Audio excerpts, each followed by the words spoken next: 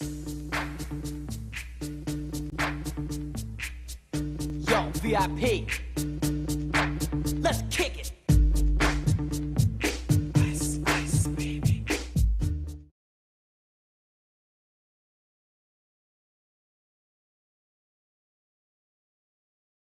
Well, the idea originated with there are three former athletes out of the University of Georgia and a business major got together, and their core ethos was protection, or is protection. The core ethos of EvoShield is protection of youth.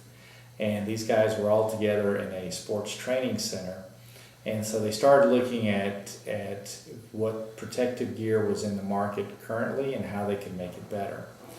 And so one of the founders knew of someone in the medical industry that had experience with this type of material. This is used to make splints and casting material. So they went to the manufacturer of this material and said, can we develop it more for athletics and come up with different configurations and different sizes and use some different materials. I really had no intention of starting a business. I earned my PhD at Georgia in forest finance at the forestry school. And I used to be a professor in the business school and at the forestry department. And when I had defended my dissertation, there was one professor on my committee who said, Brooks, how does it feel now to be the world's expert on something that nobody cares about? And in my mind I thought, screw you, that's not the way it is. But what I realized is that I knew that there was interest in my research because the phone was ringing. And that professor, who's one of my mentors, he knew how to kind of get me started. He'd kind of once in a while go, Brooks, that's not a very good idea, and then I'd work harder on it.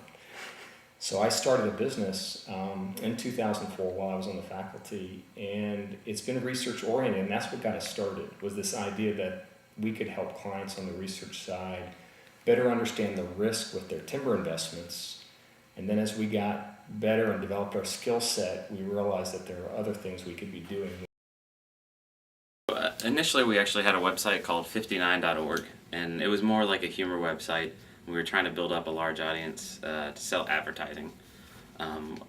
We had seen the guys on college that started collegehumor.com were the same age as me, and I realized they were making a living off of the website selling ad space. So we thought we would kind of have a little bit of a different approach and do a little bit more of, say a nerdier comedy than theirs is more mainstream college comedy, and we were trying to do stuff, but it was kind of a hobby. It wasn't that serious, and it wasn't growing as fast as we would really need it to become a serious business. But we kept having t-shirt ideas, and we kept thinking, oh, we're going to sell t-shirts of our content, and we made some comics and some videos, and we thought our popular videos will make t-shirts for it.